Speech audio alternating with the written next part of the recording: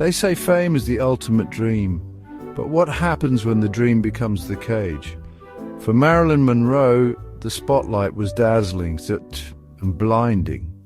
This is not just the story of a Hollywood icon, it's the story of what fame takes, and her childhood was a shifting landscape. Foster homes and an orphanage were her reality. She yearned for stability. Hollywood seemed like a distant shining star, a place where dreams could be true. The world met Marilyn Monroe. Norma Jean began to fade. A new name, a new hair color, a new identity was carefully crafted. She posed for photographers. Her image started to appear. The first whispers of fame reached her ears. It was intoxicating. It was powerful. She was on the path she had chosen. Fame promised so much to her. She believed it would bring happiness. She thought it meant being loved. Adoration from millions. This was the ultimate validation. But fame's promises were often deceptive. Its embrace could be suffocating. The light of this new world was intense. The world quickly fell under Marilyn's spell. Her image was everywhere. The blonde bombshell, the epitome of 1950s glamour. Her smile could light up a room. Her vulnerability was captivating. Men desired her. Women wanted to be her. She was a global phenomenon. A true star had been born, yet this image was a constructed persona. It was a role she played, brilliantly at times. But it was not the complete Marilyn. It was not Norma Jean. The public saw the glitter. They saw the perfect smile. They did not see the tears. They did not know the fear. Behind the dazzling facade, she fought battles. Deep insecurities plagued her constantly. Anxiety was a constant companion. A profound loneliness often enveloped her. She feared not being good enough. Marilyn yearned for artistic respect. She was more than just a beautiful face. She was more than a sex symbol. Inside her, an actress was waiting. A serious artist longed to emerge. She knew she had the talent. She felt it deep within her soul. She wanted to prove it to herself and to the world. This desire became a driving force. She committed herself to learning her craft. She studied with Lee Strasberg at the famed Actors Studio in New York. She read plays and literature. She worked on scenes tirelessly. She wanted to understand character. She wanted to understand motivation. Her dedication was often overlooked. But it was very real and very deep. She fought hard for better roles. She grew tired of playing the dumb blonde. She wanted characters with depth, characters with real emotions. She wanted to be challenged.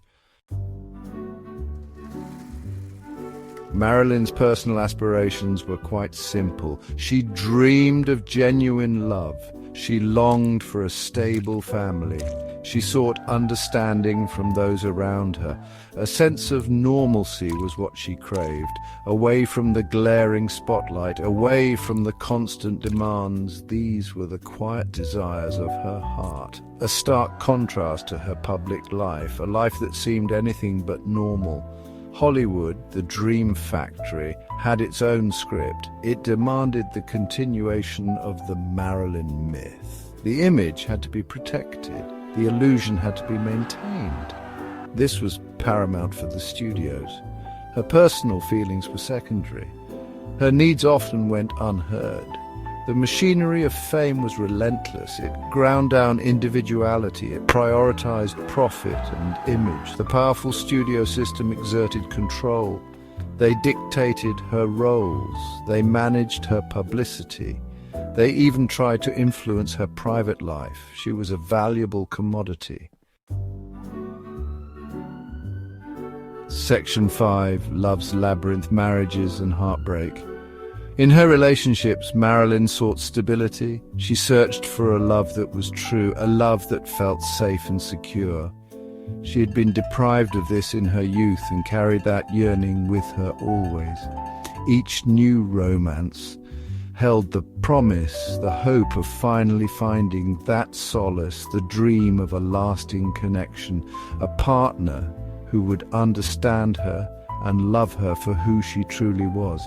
Her marriage to Joe DiMaggio was a sensation.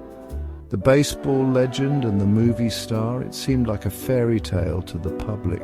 But their worlds were too different. His desire for a private life clashed with her fame. His jealousy became a problem.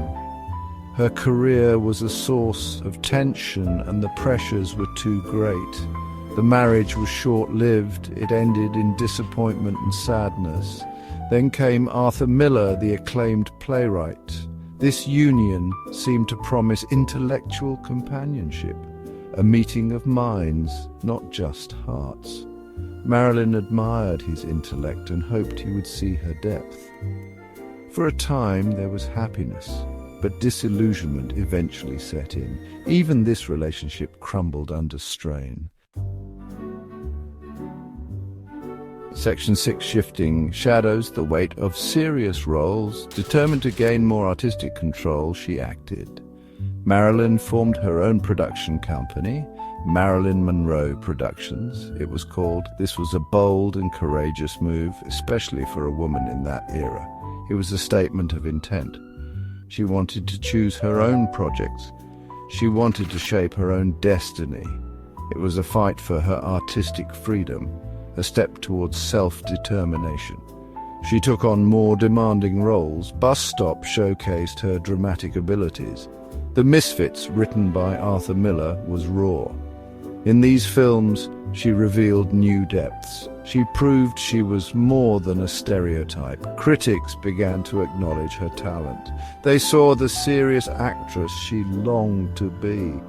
These performances were a triumph. They were a testament to her dedication.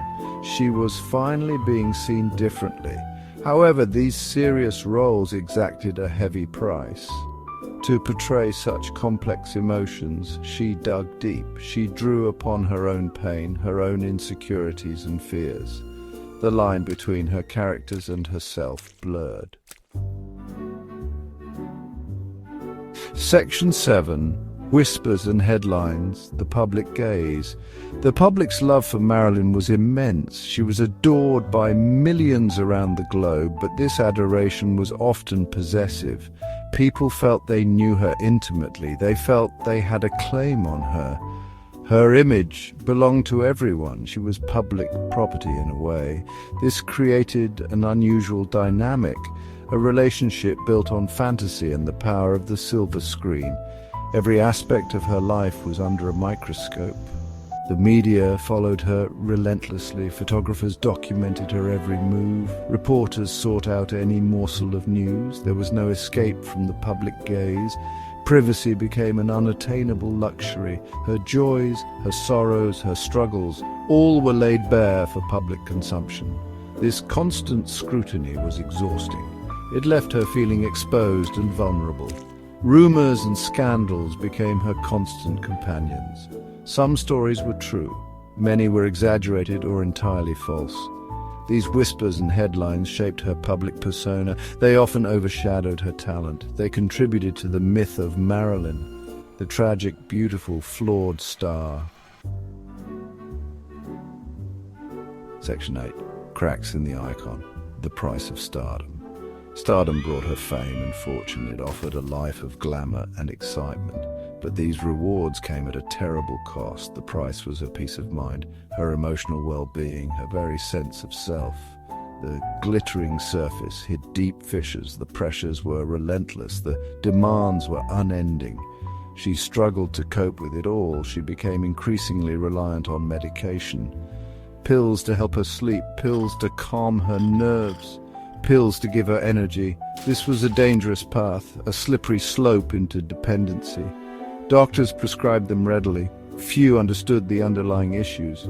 The medication was a temporary fix. It masked the pain but did not heal it. Her behavior on film sets grew erratic. Chronic lateness became a signature. Illnesses, both real and stress-induced, caused delays. Studio executives grew frustrated. Colleagues were often kept waiting. The image of the professional star began to tarnish. Section 9. Norma Jean's Echo, the woman behind the legend. Beneath the glittering surface of Marilyn Monroe, she lived. Norma Jean Baker was still there, a sensitive and intelligent woman, often profoundly misunderstood by the world. She was not the characters she played. She was not the image on the screen. She was complex and multifaceted, a human being with real feelings and deep, unfulfilled longings. Her true self was often hidden. She was a voracious reader. She owned a large collection of books. She wrote poetry expressing her inner thoughts. She sought knowledge and understanding. This was far removed from the dumb, blonde persona, a persona she often resented, but one that Hollywood perpetuated. She had intellectual curiosity. She had a desire for self-improvement. These aspects were rarely seen by the public. Her final years were marked by intense struggle. She battled her demons daily, but she also fought for her own identity. She tried to find a measure of peace. She sought help, though often in vain. The pressures of her life were immense. The loneliness was profound. She was searching for a way out, a way to reconcile Marilyn with Norma Jean, a way to simply be. Thank you for watching Marilyn Monroe, The Price of Stardom, brought to you by Softbound. If you enjoyed this story, please like the video and subscribe to the channel and let us know in the comments. Do you think true fame always comes at a cost?